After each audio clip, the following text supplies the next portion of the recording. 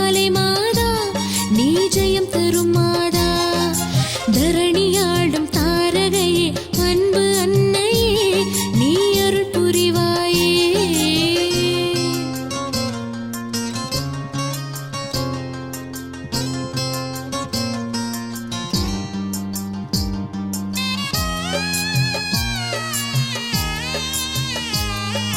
கருமத்தம்பட்டி என்னும் புனித ஊரிலே ஜெயம் தரும் ஜபமாலை மாதாவே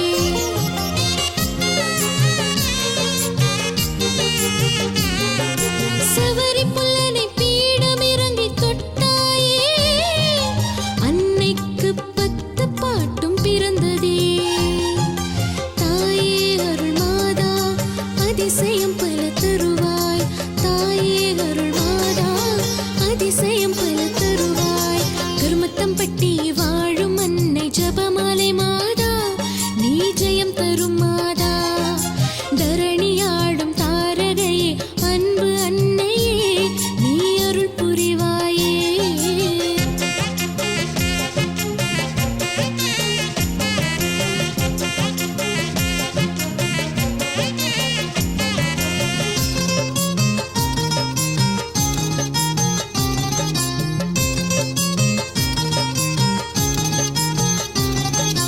நன்மையெல்லாம் செழிக்கும் உன் மண்ணிலே பேருபகாரியே என் அன்னையே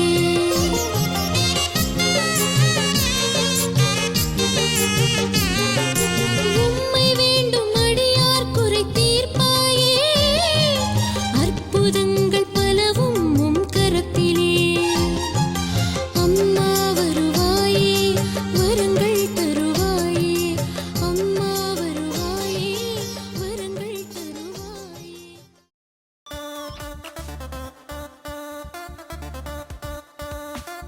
வாருங்கள் விரைந்திடுவோம் பரமனின் பலியில் கலந்திடுவோம் வாருங்கள் விரைந்திடுவோம் பரமனின் பலியில் கலந்திடுவோம் பகைமைகள் மறப்போம் பிரிவினை களைவோம் உறவுகள் பலம் பெற இணைந்திடுவோம் வாருங்கள் விரைந்திடுவோம் பரமனின் பலியில் கலந்திடுவோம்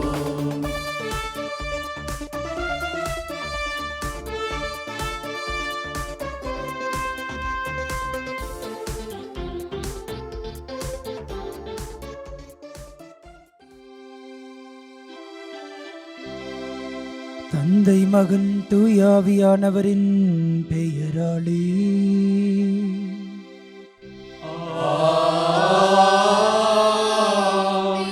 நம் ஆண்டவராகிய இயேசு கிறிஸ்துவின் அருளும் கடவுளின் அன்பும் தூயாவியானவரின் நட்புறவும் உங்கள் அனைவரோடும் இருப்பதாக.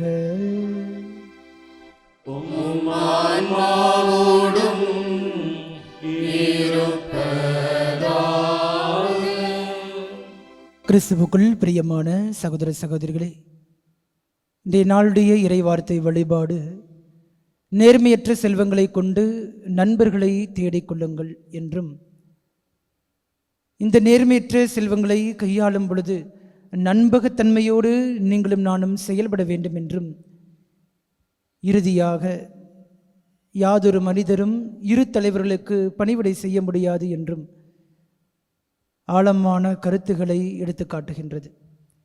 இந்த கருத்துக்கள் எல்லாம் ஒரே நேர்கோட்டில் வைக்கும் பொழுது நான் என்னுடைய வாழ்க்கையிலே பணத்திற்கு அதிகமான முக்கியத்துவம் கொடுக்கிறேனா அல்லது என்னை படைத்த ஆண்டவருக்கு நான் முக்கியத்துவம் கொடுக்கிறேனா? வாழ்க்கையில் பணம் முக்கியம்தான், ஆனால் பணம் மட்டுமே வாழ்க்கை அல்ல. வாழ்க்கையை வாழ்ந்திட அன்றாட தேவைகளை நிறைவேற்றிக் கொள்ள இந்த பணம் எனக்கு அவசியமாக இருக்கிறது. ஆனால் வாழ்க்கையினுடைய நிறைவு என்பது அது கடவுளிடம் இருக்கிறது என்பதைத்தான் இன்றைய நாளுடைய இறைவார்த்தை வழிபாடு நமக்கு எடுத்து காட்டுகிறது.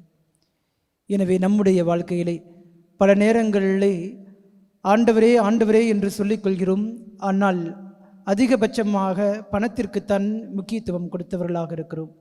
தவறிய தருணங்கள் நினைத்து பார்ப்போம், மனம் வருந்தி மன்னிப்பை வேண்டுவோம். தூய மறை நிகழ்வுகளை கொண்டாட தகுதி பெறும் பொருட்டு நமது பாவங்களை ஏற்று மனம் வருந்தி மன்னிப்பை வேண்டுவோம். எல்லாம் வல்ல இறைவனிடமும் சகோதர சகோதரிகளே, உங்களிடமும் நான் பாவிகளை ஏற்றுக்கொள்கிறேன். ஏனெனில் என் சிந்தனையாலும் சொல்லாலும் செயலாலும் கடமைகள் தவறியதாலும் பாவங்கள் பல செய்தேன்.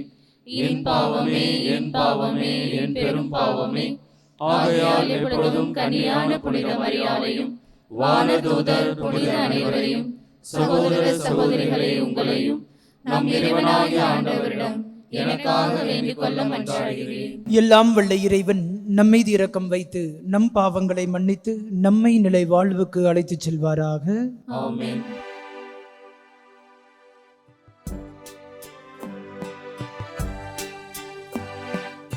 ஆண்டவரே இரக்கமாயிரும். ஆண்டவரே இரக்கமாயிரும். கிறிஸ்துவே இரக்கமாயிரும். கிறிஸ்துவே இரக்கமாயிரும். ஆண்டவரே இரக்கமாயிரும். ஆண்டவரே இரக்கமாயிரும்.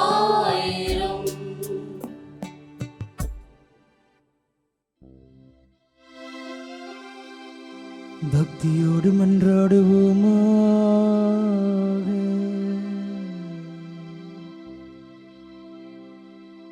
எல்லாம் வல்லவரும் இரக்கமுள்ளவருமான இறைவா,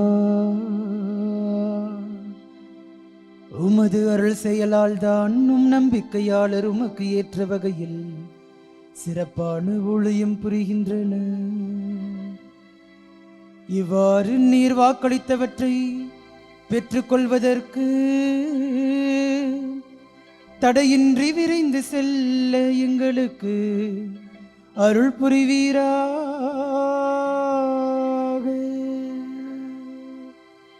உம்மோடு தூய ஆவியாரின் ஒன்றிப்பில் இறைவனாய் என்றென்றும் வாழ்ந்து ஆட்சி செய்கின்ற எங்கள் ஆண்டவரும் உம் திருமகனுமான இயேசு கிறிஸ்து வழியாக உம்மை மன்றாடுகின்றோம்.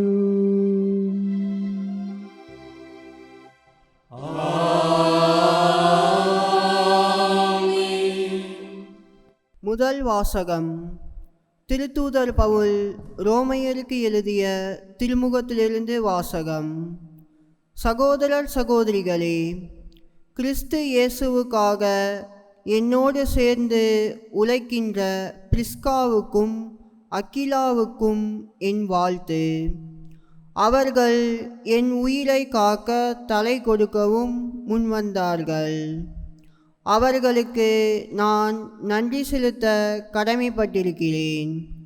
நான் மட்டுமல்ல, பிற இனத்து திருச்சபைகள் அனைத்துமே நன்றி செலுத்த கடமைப்பட்டிருக்கின்றன.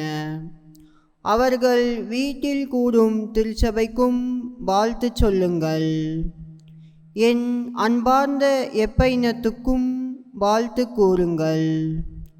ஆசியாவில் கிறிஸ்துவை முதல் ஏற்றுக்கொண்டவர் இவரே. உங்களுக்காக பாடுபட்டு உழைத்த மரியாவுக்கு வாழ்த்து தெரிவியுங்கள். என் உறவினர்களும் உடன் கைதிகளுமான அந்திரோனிக்கு, யூனியா ஆகியவர்களுக்கும் என் வாழ்த்துக்கள். திருத்தூதர்களுள் இவர்கள் பெயர் பெற்றவர்கள். இவர்கள் எனக்கு முன் கிறிஸ்தவர்கள் ஆனார்கள். ஆண்டவருக்கு உரியவரான என் அன்பார்ந்த அம்பிலியாத்துக்கு வாழ்த்துக்கள். கிறிஸ்துவுக்காக உழைக்கும் என் உடன் உழைப்பாளரான உர்பானுக்கும் என் அன்பார்ந்த ஸ்தாக்கிக்கும் வாழ்த்து சொல்லுங்கள். தூய முத்தம் கொடுத்து ஒருவர் மற்றவரை வாழ்த்துங்கள். கிறிஸ்துவின் எல்லா சபைகளும் உங்களுக்கு வாழ்த்து கூறுகின்றன. இந்த திருமுகத்தை எழுதி கொடுத்த தெர்த்தியாவு ஆகிய நான் ஆண்டவருக்கு உரியவன் என்னும் முறையில் உங்களுக்கு வாழ்த்து கூறுகிறேன். நான் தங்குவதற்கும் சபையினர் அனைவரும் ஒன்று கூடுவதற்கும் தம் வீட்டில் இடமளிக்கிற காயு உங்களுக்கு வாழ்த்து சொல்கிறார். நகரத்தின் பொருளாளரான எரஸ்தும் நம் சகோதரனாகிய குவர்த்தும் உங்களுக்கு வாழ்த்து கூறுகிறார்கள். இயேசு கிறிஸ்துவை பற்றி நான் பறைசாற்றும் நற்செய்திக்கு ஏற்ப வாழ கடவுள் உங்களை உறுதிப்படுத்த வல்லவர். ஊழி காலமாக மறைபொருளாக இருந்த இந்த நற்செய்தி இப்பொழுது வெளிப்படுத்தப்பட்டுள்ளது. இறைவாக்கினர் வாயிலாக இது நமக்கு தெளிவாகியுள்ளது. என்றும் வாழும் கடவுளின் கட்டளைப்படி எல்லா மக்கள் இனங்களுக்கும் அது தெரிய வந்துள்ளது. இதனால் அவர்கள் நற்செய்தியை கேட்டு நம்பிக்கை கொள்வர். ஞானமே உருவாகிய கடவுள் ஒருவருக்கே இயேசு கிறிஸ்துவின் வழியாய் என்றென்றும் மாட்சி உரித்தாகுக. ஆமேன். ஆண்டவரின் அருள்வாக்கு. இறைவனுக்கு நன்றி. பதிலுரை பாடல் பல்லவி. என் கடவுளே, என் அரசே, உம் பெயரை எப்பொழுதும் போற்றுவேன். கடவுளே, என் அரசே, உம் பெயரை எப்பொழுதும் போற்றுவேன். நாள்தோறும் உம்மை போற்றுவேன், உமது பெயரை என்றும் எப்பொழுதும் புகழ்வேன். ஆண்டவர் மாண்புமிக்கவர், பெரிதும் போற்றுதலுக்கு உரியவர். அவரது மாண்பு நம் அறிவுக்கு எட்டாதது. பல்லவி. என் கடவுளே, என் அரசே, உம் பெயரை எப்பொழுதும் போற்றுவேன். என் கடவுளே, என் அரசே, உம் பெயரை எப்பொழுதும் போற்றுவேன். ஒரு தலைமுறை அடுத்த தலைமுறைக்கு உம் செயல்களை புகழ்ந்துரைக்கும். வல்லமை மிகு உம் செயல்களை எடுத்துரைக்கும். உமது மாண்பின் மேன்மையையும் மாட்சியையும் வியத்தகு உம் செயல்களையும் நான் சிந்திப்பேன். பல்லவி. என் கடவுளே, என் அரசே, உம் பெயரை எப்பொழுதும் போற்றுவேன். கடவுளே, என் அரசே, உம் பெயரை எப்பொழுதும் போற்றுவேன். ஆண்டவரே, நீர் உருவாக்கிய யாவும் உமக்கு நன்றி செலுத்தும். உம்முடைய அன்பர்கள் உம்மை போற்றுவார்கள். அவர்கள் உமது அரசின் மாட்சியை அறிவிப்பார்கள். உமது வல்லமையை பற்றி பேசுவார்கள். பல்லவி. என் கடவுளே, என் அரசே, உம் பெயரை எப்பொழுதும் போற்றுவேன். கடவுளே, என் அரசே, உம் பெயரை எப்பொழுதும் போற்றுவேன்.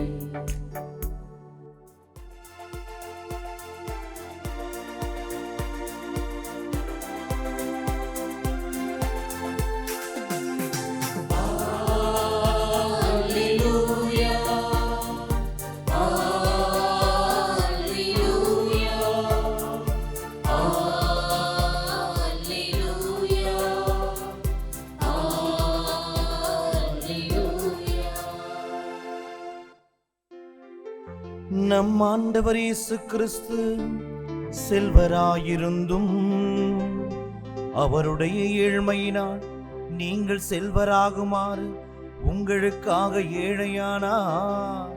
அல்லேலூயா.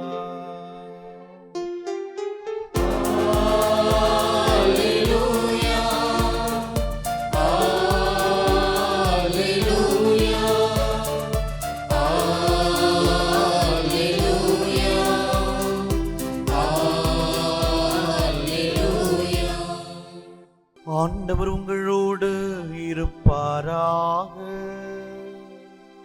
ஆன்மாவோடும்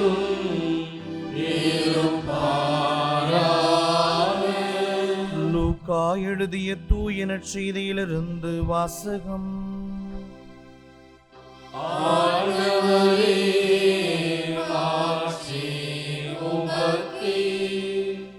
அதிகாரம் 16, இறை வார்த்தைகள் 9 முதல் 15 முடிய. அக்காலத்தில் இயேசு தம் சீடர்களுக்கு கூறியது: நான் உங்களுக்கு சொல்லுகிறேன், நேர்மையற்ற செல்வத்தை கொண்டு உங்களுக்கு நண்பர்களை தேடிக்கொள்ளுங்கள். அது தீரும் பொழுது அவர்கள் உங்களை நிலையான உறைவிடங்களில் ஏற்றுக்கொள்வார்கள். மிக சிறியவற்றில் நம்பத் தகுந்தவர் பெரியவற்றிலும் நம்பத் தகுந்தவராயிருப்பார். மிகச் சிறியவற்றில் நேர்மையற்றவர் பெரியவற்றிலும் நேர்மையற்றவராயிருப்பார். நேர்மையற்ற செல்வத்தை கையாள்வதில் நீங்கள் நம்பத்தகாதவராயிருந்தால் யார் உங்களை நம்பி உண்மை செல்வத்தை ஒப்படைப்பார்? பிறருக்கு உரியவற்றை கையாளுவதில் நீங்கள் நம்பத்தகாதவர்களாய் போனால் உங்களுக்கு உரியவற்றை உங்களுக்கு கொடுப்பவர் யார்? எந்த வீட்டு வேலையாளும் இரு தலைவர்களுக்கு பணிவிடை செய்ய முடியாது. ஏனெனில் ஒருவரை வெறுத்து மற்றவரிடம் அவர் அன்பு கொள்வார், அல்லது ஒருவரை சார்ந்து கொண்டு மற்றவரை புறக்கணிப்பார். நீங்கள் கடவுளுக்கும் செல்வத்துக்கும் பணிவிடை செய்ய முடியாது. பண ஆசைமிக்க பரிசேயர் இவற்றையெல்லாம் கேட்டு இயேசுவை ஏளனம் செய்தனர். அவர் அவர்களிடம் கூறியது: நீங்கள் உங்களை மக்கள் முன் நேர்மையாளராக காட்டிக்கொள்கிறீர்கள். கடவுள் உங்கள் உள்ளங்களை அறிவார். நீங்கள் உங்களை மக்கள் முன் உயர்ந்தவர்களாக காட்டிக்கொள்வது கடவுள் பார்வையில் அருவருப்பாகும்.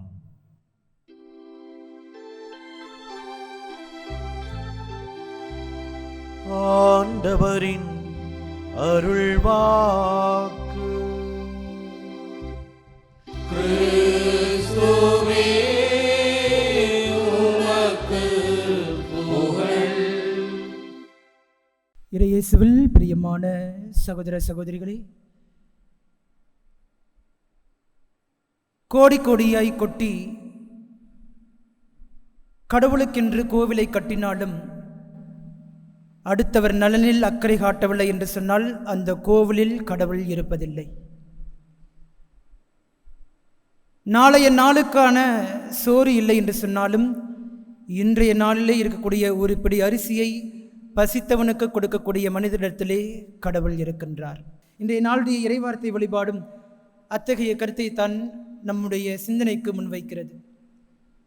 இந்த நாளுடைய நற்செய்தி வாசகத்தை பொதுவாக வாசித்தோம் என்று சொன்னால் தொடக்கமும் தெரியாது, முடிவும் தெரியாது. இதனை முழுமையாக புரிந்து கொள்ள வேண்டும் என்று சொன்னால் விவிலியத்தை எடுத்து இதனுடைய உண்மையான பகுதியை எடுத்து இதற்கு முன்பாக கொடுக்கப்பட்ட பகுதி என்ன, இதற்கு பிறகு வரக்கூடிய பகுதி என்ன என்று இரண்டையும் சேர்த்து பார்க்கும் பொழுதுதான் இன்றைய நற்செய்தி வாசகத்தினுடைய அர்த்தமும் விளங்கும்.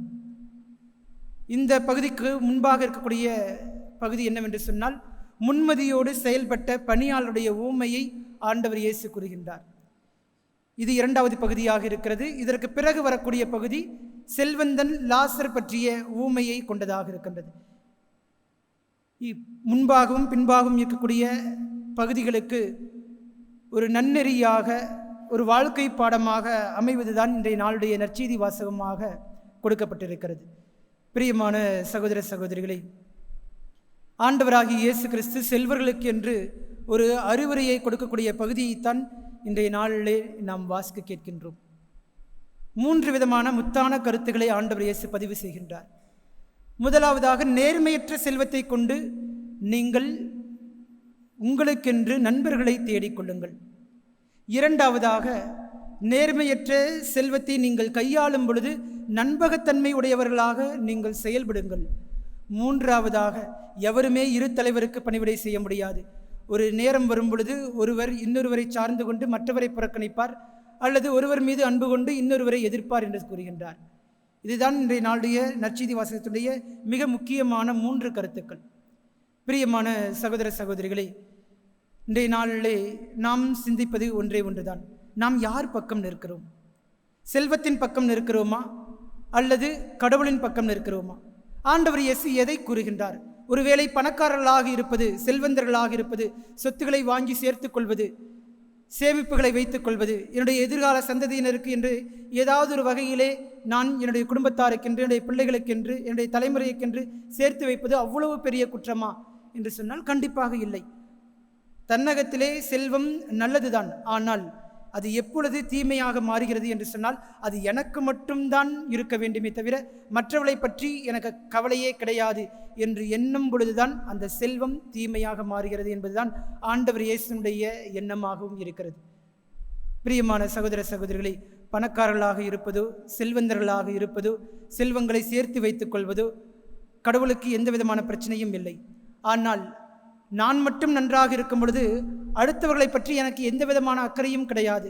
நான் நன்றாக இருக்கிறேன், என்னுடைய பிள்ளைகள் நன்றாக இருக்கிறார்கள், சொகுசான ஒரு வாழ்க்கை வாழ்ந்து கொண்டிருக்கிறார்கள், அவர்களுக்கென்று ஒரு மாளிகை இருக்கிறது, அவருடைய எதிர்காலம் பாதுகாப்பாக இருக்கிறது, செல்வ செழிப்போடு இருக்கிறது, அவர்களுக்கு எந்த விதமான பிரச்சனையும் இல்லை, இதில் எந்த விதமான மாற்று கருத்தும் கிடையாது.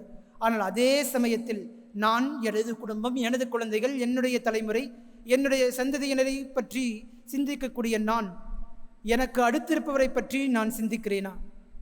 என்னுடைய தட்டில் வயிறார சாப்பிடுவதற்கு சாப்பாடு இருக்குது, ஆனால் எனக்கு பக்கத்து வீட்டுக்காரங்க, எனக்கு தெரிஞ்சவங்க அல்லது எனக்கு முன்பின் தெரியாதவர்கள் பசியோடு இருக்கிறார்களா என்று சிந்தித்து பார்க்கவும் அக்கறை காட்டவும் நீங்களும் நானும் அழைக்கப்படுகிறோம். ஆண்டவர் இந்த செல்வங்களை எல்லாம் அனைவருக்கும் ஆசீர்வாதமாக கொடுத்திருக்கிறார். அது ஒருத்தருக்காக மட்டும் கொடுக்கவில்லை, அதை எல்லாருக்கும் பயன்படுத்துவதற்காக, பகிர்ந்து கொடுப்பதற்காகத்தான் கடவுள் மனிதர்களை ஆசீர்வதிக்கின்றார். செல்வங்களினாலும், சொத்துகளினாலும், பணத்தினாலும். பல நேரங்களிலே இந்த பணமும் சரி, சொத்துகளும் சரி, செல்வங்களும் சரி எனக்கு மட்டும்தான் சொந்தம், அதை நான் யாருக்கும் பகிர்ந்து கொடுக்க மாட்டேன் என்கிற எண்ணம்தான் பகைமையையும் வேற்றுமையையும் பாரபட்சத்தையும் மனிதர்களுக்குள்ளே ஏற்படுத்துகிறது. இந்த சிந்தனையை தான் ஆண்டவர் இயேசு கிறிஸ்து சாடுகின்றார். பிரியமான சகோதர சகோதரிகளே, வாழ்க்கையிலே பல நேரங்களிலே நாம் யார் பக்கம் நிற்கிறோம் என்று சொன்னால் ஆசைப்படுவது எல்லாம் ஆண்டவர் பக்கம் நிற்க வேண்டும் என்று சொல்லி, ஆனால் நாம் நிற்பது எல்லாம் பணத்தின் பக்கமாக, சொத்துகளின் பக்கமாக, செல்வங்களின் பக்கமாக நிற்கிறோம். மனிதர்களின் பக்கம் நிற்கிறோமா? பசியோடு நிற்பவர்களின் பக்கம் நிற்கிறோமா என்று சொன்னால் அது மிகப்பெரிய ஒரு கேள்விக்குறியாக இருக்கிறது. இன்றைய நாளுடைய இறைவார்த்தை வழிபாடும் அதை குறித்து தான் சிந்தித்து பார்க்க அழைப்பு விடுக்கிறது. இந்த உலகத்திலே நாம் பெற்றுக்கொண்ட எல்லா செல்வங்களும், அது பணமாக இருக்கலாம், சொத்துகளாக இருக்கலாம், அசையக்கூடிய சொத்துகளாக இருக்கலாம், அல்லது அசையாத சொத்துகளாக இருக்கலாம், எதுவாக இருந்தாலும் அது நம்முடைய கரங்களிலே பொறுப்பாளர்களாக ஒப்படைக்கப்பட்டிருக்கிறதே தவிர அதை நாம் உரிமையாக கொண்டாடுவதற்காக அல்ல. அதை நிர்வகிப்பதற்காகத்தான் கடவுள் உங்களையும் என்னையும் தேர்ந்தெடுக்கிறாரே தவிர அதை எல்லாவற்றையும் எனக்கு மட்டும்தான் என்று, சொந்தம் என்று உரிமை கொண்டாடுவதற்காக அல்ல. இன்றைய நாளில் அந்த உண்மையை புரிந்து கொள்வதற்காகத்தான் நாம் அழைக்கப்பட்டிருக்கின்றோம். நம்மிடம் இருக்கக்கூடிய சொத்துகளாக இருக்கட்டும், பணமாக இருக்கட்டும், செல்வங்களாக இருக்கட்டும், அதை கொண்டு நான் மனிதர்களை பிரித்தாள்கிறேனா, பாரபட்சம் காட்டுகிறேனா, சொகுசாக நான் மட்டும் வாழ்ந்தால் போதும் என்கிற ஒரே வஞ்சனை மிக்க ஒரு எண்ணம் கொண்டவனாக வாழ்ந்து கொண்டிருக்கிறேனா, அல்லது நான் மட்டும் வாழ்ந்தால் போதாது, நான் மட்டும் சந்தோஷமாக இருந்தால் போதாது, இதோ என்னோடு பசியோடு இருப்பவனுக்கு என்னால் முடிந்த உதவியை செய்வதற்கு கடவுள் என்னை ஆசீர்வதித்திருக்கின்றார், இந்த பணத்தினால், இந்த பொறுப்புகளினால், இந்த சொத்துகளினால், இந்த செல்வங்களினால். எனவே என்னால் முடிந்த அளவிற்கு நான் அவனுக்கு உதவி செய்வேன் என்கிற மனநிலையை நீங்களும் நானும் பெற்றிருக்கிறோமா என்பதுதான் மிகப்பெரிய ஒரு கேள்வி. விவிலியத்திலே பல்வேறு விதமான மனிதர்கள் பணத்தின் பக்கம் நிற்கிறார்களா அல்லது கடவுள் பக்கம் நிற்கிறார்களா என்று பார்த்தோம் என்று சொன்னால், சில மனிதர்கள் பணத்தின் பக்கம் நிற்கிறார்கள். உதாரணமாக சொல்ல வேண்டும் என்று சொன்னால், ஆண்டவர் இயேசுவை பின்பற்ற விரும்பிய இளைஞன், இதோ ஆண்டவரே நான் உம்மை பின்பற்ற வேண்டும் என்று சொல்லி விரும்புகிறேன் என்று சொல்லி கேட்கிறான். இதோ உன்னிடம் ஒரு குறைபாடு இருக்கிறது, இதோ உன்னிடம் இருக்கக்கூடிய உடைமைகளை எல்லாம் விற்று ஏழைகளுக்கு கொடு, அதற்கு பிறகு என்னை வந்து பின்பற்றி என்று சொல்கிறார். ஆனால் அந்த இளைஞனோ வருத்தத்தோடு முகவாட்டத்தோடு திரும்பிச் செல்வதாக விவிலியம் கூறுகிறது. ஆனால் அதே சமயத்தில் செல்வரான சக்கேயு, இதோ தான் சம்பாதித்த சொத்துகள் எல்லாம் நேர்மையற்ற வழியிலே நான் சம்பாதித்தாலும் கூட, இதோ நான் ஆண்டவர் இயேசுவை என்னுடைய மெசியாவாக ஏற்றுக்கொண்டேன் என்று சொல்லி தான் எந்த அளவிற்கு நேர்மையற்ற விதத்திலே சம்பாதித்தாரோ அதுக்கு 4 மடங்காக அதை எல்லாவற்றையும் ஏழைகளுக்கு திருப்பி கொடுக்கக்கூடிய நல்ல மனிதராக அவர் மாறுகின்றார், ஆண்டவர் பக்கம் நிற்கின்றார். ஏழை கைம்பெண் தன்னுடைய கரங்களிலே 2 செப்பு காசு தான் இருக்கிறது. நாளைய நாளுக்கு என்ன தேவை என்பது அவரிடம் கேள்விதான். ஆனாலும் கூட அந்த 2 செப்பு காசுகளை ஆண்டவருடைய காணிக்கை பெட்டியிலே காணிக்கையாக போடுகின்றார்.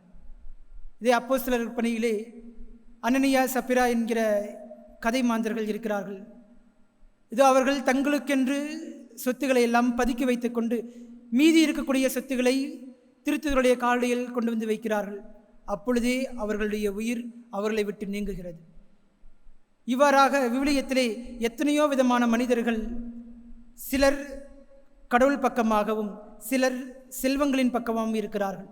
யாருமே ஒரே நேரத்தில் இரு தலைவர்களுக்கும் பணிவிடை செய்யவே முடியாது. பிரியமான சகோதர சகோதரிகளே, இன்றைய நாளிலே நாம் யார் பக்கம் நிற்கிறோம்? பணம் நம்முடைய வாழ்க்கையில் அவசியம்தான், தேவைதான். அன்றாட தேவைகளை பூர்த்தி செய்து கொள்வதற்கும், நம்முடைய பிள்ளைகளை நல்ல முறையிலே படிக்க வைப்பதற்கும், அவர்களுடைய எதிர்கால வாழ்க்கை சிறப்பாக அமைய வைப்பதற்கும் பணம் கண்டிப்பாக அவசியம்தான், இல்லை என்று சொல்லவில்லை.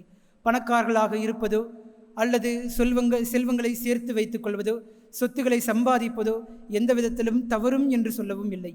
ஆனால் சொத்துகளும் செல்வங்களும் பணமும் எனக்கு மட்டும்தான் சொந்தம், அதை நான் யாருக்கும் பகிர்ந்து கொள்ள மாட்டேன், இதோ கஷ்டப்படுபவர்கள் கஷ்டப்படுத்தி கொண்டே இருக்கட்டும், ஆனால் என்னால் எந்த விதமான சூழ்நிலையிலும் நான் உதவவே மாட்டேன், என்னிடம் இருப்பதை யாருக்கும் நான் பகிர்ந்து கொள்ளவே மாட்டேன் என்கிற மனநிலையைத்தான் ஆண்டவர் இயேசு சாடுகின்றார். அதைத்தான் ஆண்டவராய் இயேசு கிறிஸ்து எந்த ஒரு மனிதரும் செல்வருக்கும் கடவுளுக்கும் பணிவிடை செய்ய முடியாது என்று சொல்லி பரிசேயர்களை ஒரு உதாரணமாக கொடுக்கின்றார்.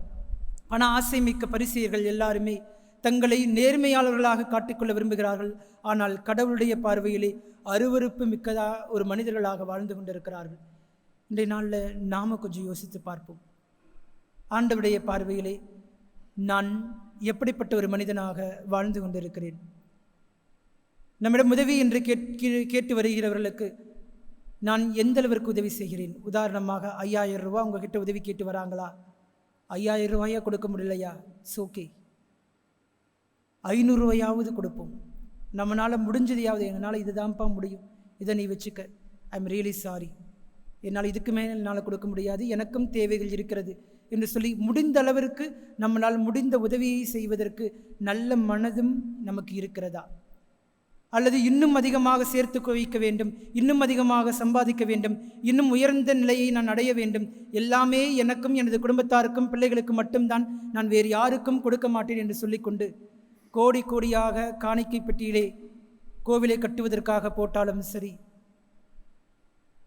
அல்லது யாருக்குமே நான் கொடுக்க மாட்டேன், ஒரு உயர்தரமான சொகுசான வாழ்க்கையை மட்டுமே நான் வாழ்ந்து கொண்டிருப்பேன் என்று சொல்லி வாழ்ந்தாலும் சரி, நம்மிடத்திலே கடவுள் கண்டிப்பாக இல்லை. ஒருவேளை நம்மிடம் காசு பணம் இல்லை, சொத்துகள் இல்லை, செல்வங்கள் இல்லை, எதிர்காலத்திற்கென்று எந்த விதமான பொருள்களும் இல்லை, ஆனாலும் அடுத்தவர் நலனிலை அக்கறை காட்டுகிறோமா?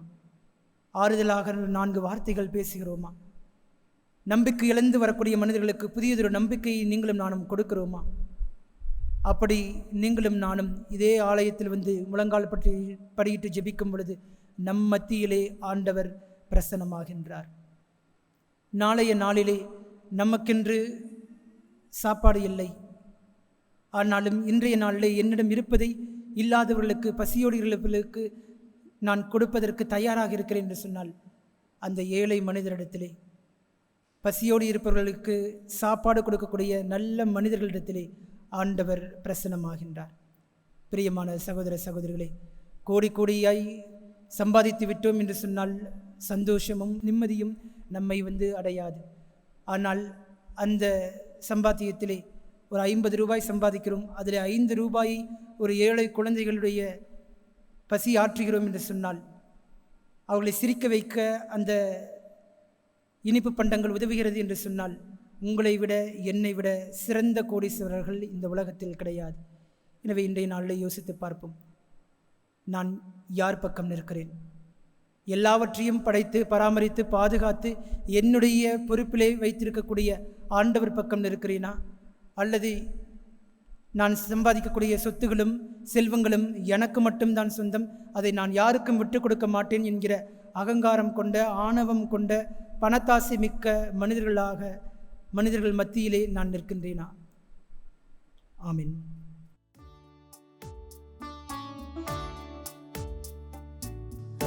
பனமலராய் வந்தே அர்ச்சனையாக்கினேன் என்னை. மனமில்லாத மலரானாலும் இதழ் வாடியே போனாலும் வேள்வியில் சேர்த்துக் கொள்வாய், அந்த ஜோதியில் நிறைவு கொள்வே.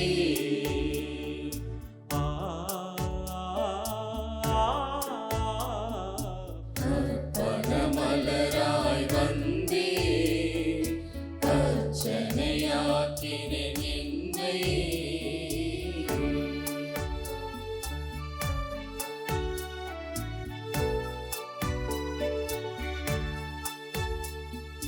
கோதுமை மணியாய் மடிந்து என்னை வெண்ணிற அப்பமாய் தந்தே. என்னுடலும் உடலாகிடவே உன்னுடலாய் நான் மாறிடவே மகிழ்வுடன் தந்தேனே, என்னை கனிவுடன் ஏற்பாயே.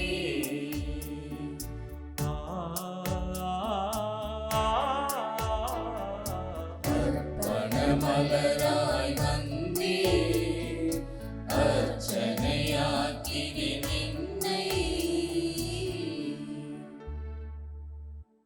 சகோதர சகோதரிகளே, உங்களுடையதும் என்னுடையதுமான இப்பலி எல்லாம் வல்ல தந்தையாக இறைவனுக்கு ஏற்றதாகும்படி மன்றாடுங்கள்.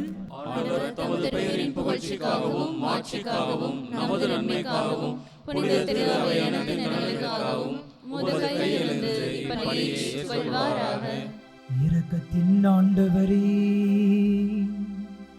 இப்பலி உமக்கு ஏற்ற தூய காணிக்கையாக அமைய செய்தருளும். அது எங்களுக்கு உமது இரக்கத்தின் புனித கொடையாகவும் விளங்கச் செய்வீராக.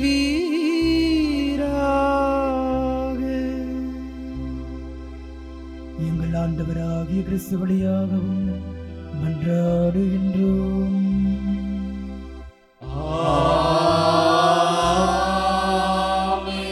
ஆண்டவர் உங்களோடு இருப்பாராக. ஆன்மாவோடும் இருப்பாராக.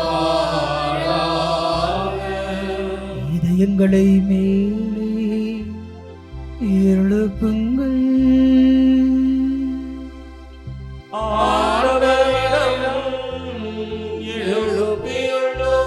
நம் இறைவனாகிய ஆண்டவருக்கு நன்றி கூறுவோம்.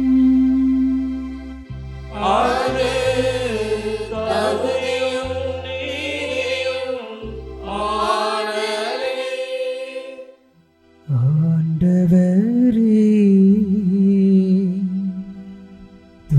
தூயவரான தந்தையே, என்றும் வாழும் எல்லாம் வல்ல இறைவா, எந்நாளும் எவ்விடத்திலும் நாங்கள் உமக்கு நன்றி செலுத்துவது மெய்யாகவே தகுதியும் நீதியும் ஆகும். எங்கள் கடமையும் மீட்புக்குரிய செயலுமாகும். ஏனெனில் எங்கள் புகழரை உமக்கு தேவை என்று.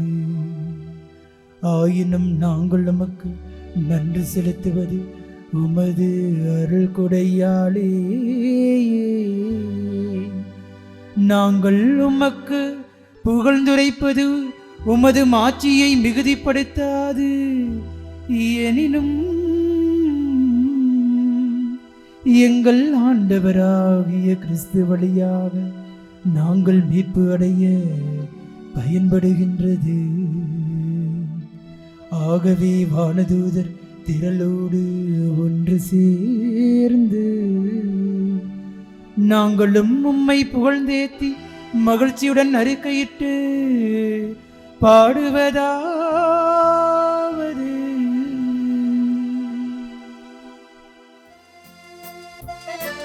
தூயவர் தூயவர் தூயவர் வான்படைகளின் கடவுளாம் ஆண்டவர். விண்ணகமும் மண்ணகமும் உமது மாட்சியால் நிறைந்துள்ளன. உன்னதங்களிலே ஓசன்னா, உன்னதங்களிலே ஓசன்னா.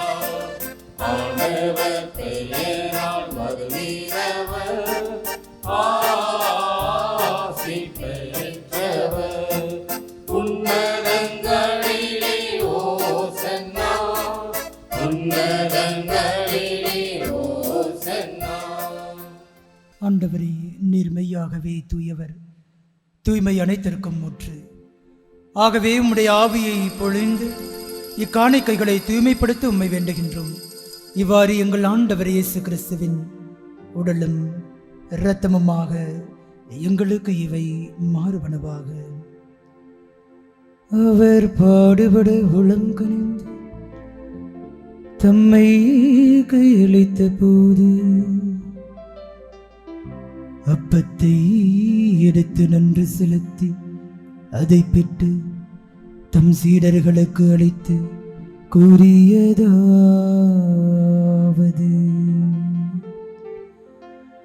அனைவரும் இதிலிருந்து பெற்று உண்ணுங்கள், ஏனெனில் இது உங்களுக்காக கையளிக்கப்படும் என் உடல்.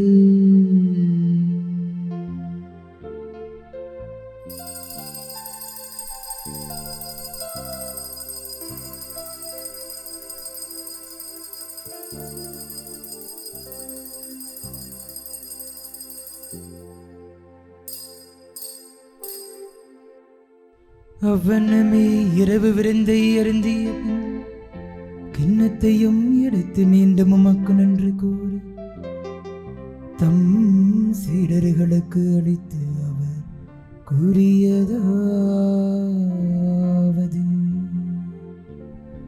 அனைவரும் இதிலிருந்து பெற்று பருகுங்கள், ஏனெனில் இது புதிய நிலையான உடன்படிக்கைக்குரிய என் இரத்தத்தின் கிண்ணம்.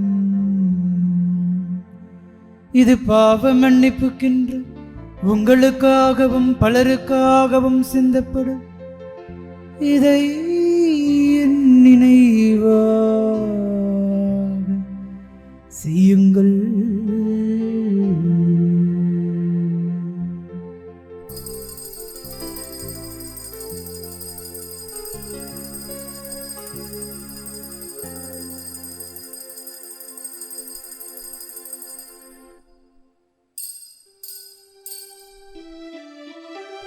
நம்பிக்கையின் மறை பொருள்.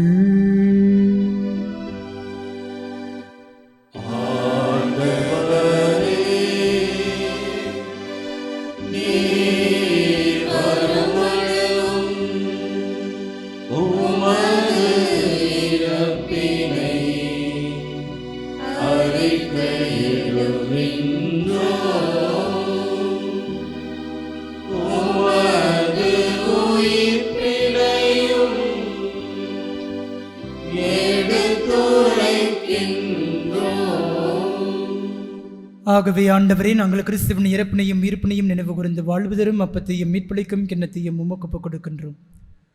திருமுன் நின்று உமக்கு ஊழியம் புரிய தகுந்தவர்கள் என எங்களை ஏற்றுக்கொண்டீர். எனவே உமக்கு நன்றி செலுத்துகின்றோம். மேலும் கிறிஸ்துவின் உடலிலும் இரத்தத்திலும் பங்கு கொள்ளும் எங்களை தூய ஆவியார் ஒன்று சேர்க்க வேண்டும் என உம்மை தாழ்மையுடன் மன்றாடுகின்றோம். ஆண்டவரே, உலகெங்கும் பரவி இருக்கும் உமது திரு அவையை நினைவு கூர்ந்தருளும். எங்கள் திருத்தந்தை லியோ, எங்கள் ஆயர் தாமஸ் அக்வினாஸ், எல்லா துருநிலையினர் ஆகிய அனைவரோடும் திரு அவை அன்பில் நிறைவு பெறச் செய்தருளும். மேலும் உயிர் திருமெது நோக்குடன் துயில் கொள்ளும் எங்கள் சகோதர சகோதரிகளையும் இறந்தோர் அனைவரையும் இரக்கத்துடன் நினைவு கூர்ந்து உமது திருமுக ஒளியினுள் ஏற்றருளும்.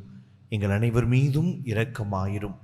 கடவுளின் கன்னித்தாயான புனித மரியா, அவருடைய கணவரான புனித யோசேப்பு, புனித திருத்தூதர்கள், இவ்வுலகில் உமக்கு உகந்தவராயிருந்தோர் ஆகிய புனிதர் அனைவருடனும் நாங்கள் நிலை வாழ்வில் பங்கு கொள்ளும் தகுதி பெற்று உம் திருமகன் இயேசு கிறிஸ்து வழியாக உம்மை புகழ்ந்தீத்தும் வரமருள உம்மை மன்றாடுகின்றோம்.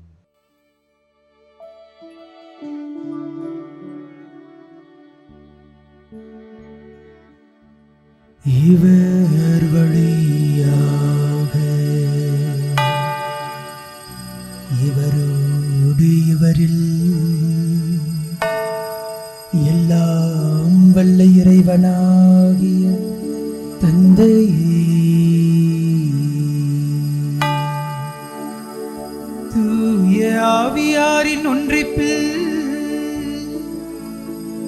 எல்லா புகழும் மாட்சியும் என்றென்றும் உமக்கு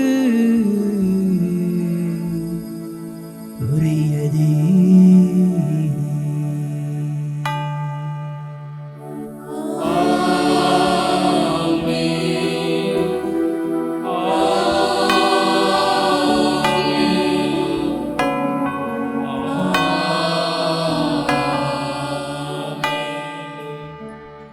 மீட்பரின் கட்டளையால் கற்பிக்கப்பட்டு இறை படிப்பினையால் பயிற்சி பெற்ற நாம் துணிந்து பாடுவோம்.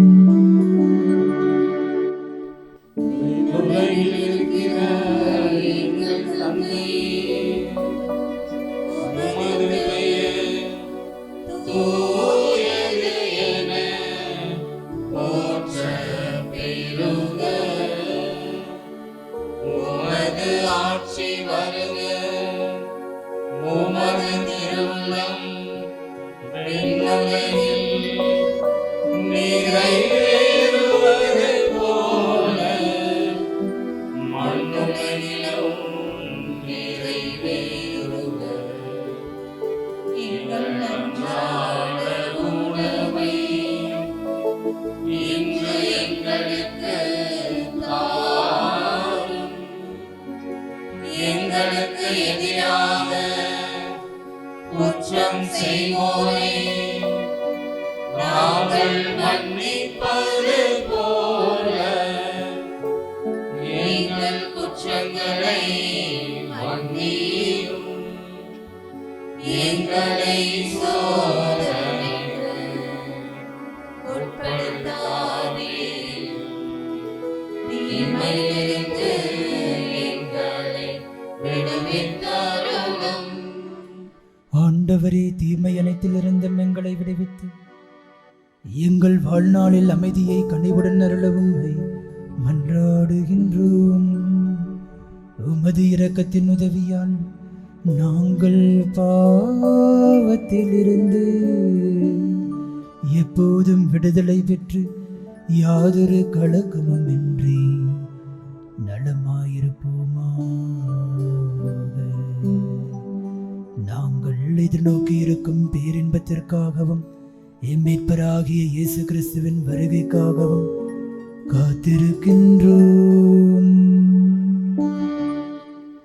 ஏனெனில் ஆட்சியும் வல்லமையும் மாட்சியும் என்றென்றும் உமதே. ஆண்டவரே இயேசு கிறிஸ்துவே, அமைதியை உங்களுக்கு விட்டுச் செல்கின்றேன், என் அமைதியையே உங்களுக்கு அளிக்கின்றேன் என்று உன் திருத்தூதர்களுக்கு மொழிந்தீரே. எங்கள் பாவங்களை பாராமல் உமது திரு அவையின் நம்பிக்கையை கண்ணோக்கி உமது திருவுளத்திற்கு ஏற்ப அதற்கு அமைதியையும் ஒற்றுமையையும் அளித்தருள்வீராக. என்றென்றும் வாழ்ந்து ஆட்சி செய்கின்றவர் நீரே.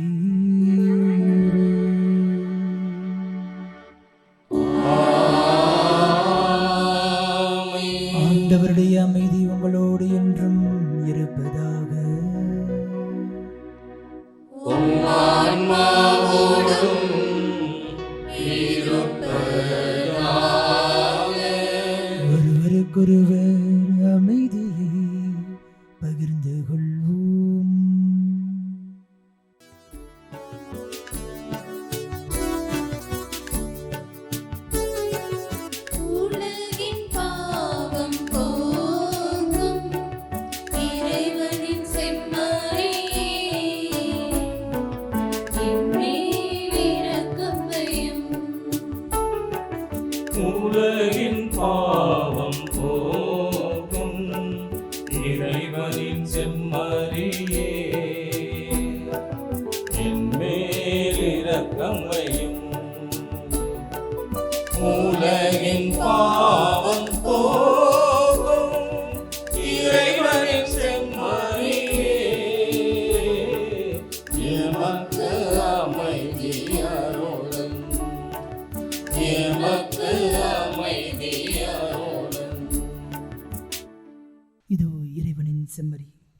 இவரே உலகின் பாவங்களை போக்குபவர்.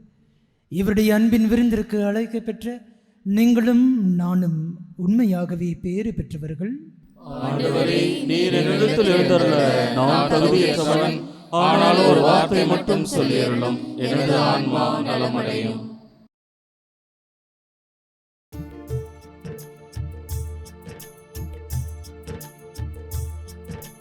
வழிகாட்டும் என் தெய்வமே, துணையாக எனில் வாருமே.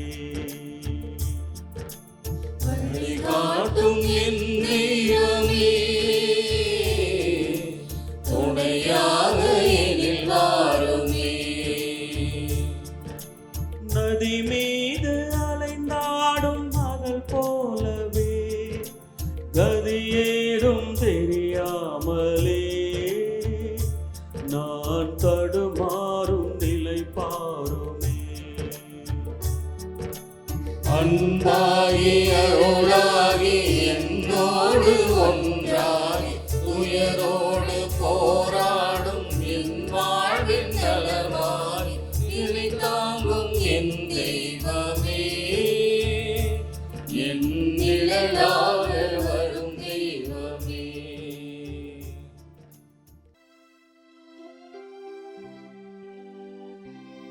நன்றி கூறி மன்றாடுவோமாக.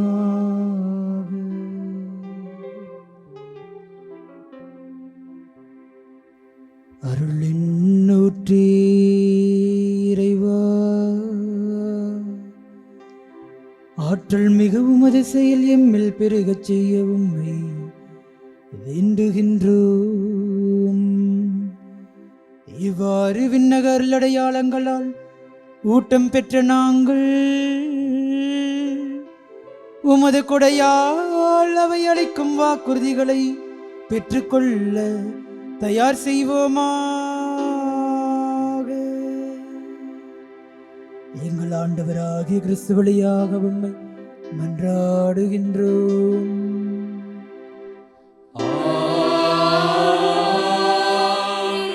ஆண்டவர் உங்களோடு இருப்பாராக. உம் ஆன்மாவோடும் இருப்பாராக. எல்லாம் வல்ல இறைவன் தந்தை, மகன், தூயாவியானவர் உங்கள் அனைவரையும் நிறைவாக ஆசீர்வதிப்பாராக.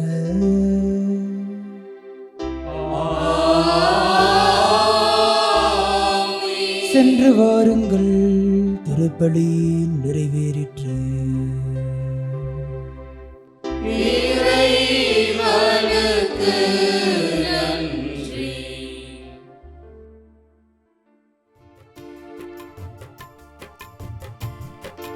கருமத்துப்பட்டி வாழும் அன்னை ஜெபமாலை மாதா, நீ ஜெயம் தரும் மாதா. தரணியாடும் தாரகையே, அன்பு அன்னையே, நீ அருள் புரிவாயே. கருமத்தம்பட்டி வாழும் அன்னை ஜெபமாலை மாதா, நீ ஜெயம் தரும் மாதா. தரணியாடும் தாரகையே, அன்பு அன்னையே, நீ அருள் புரிவாயே.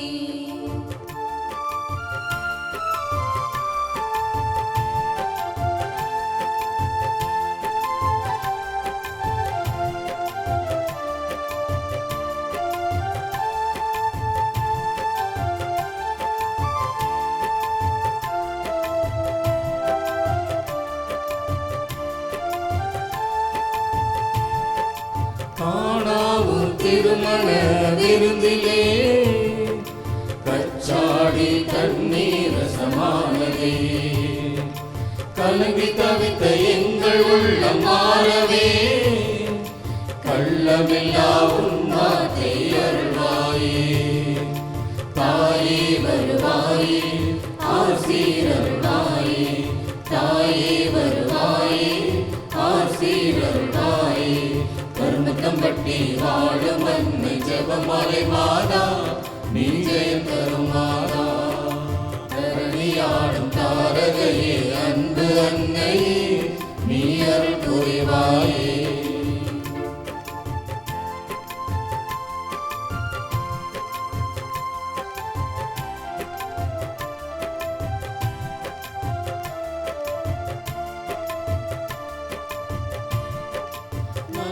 எல்லாம் செழிக்கும் உன் மண்ணிலே ஜெயம் தரும் ஜெபமாலை மாதாவே உம்மை வேண்டும் அடியார் குறை தீர்ப்பாயே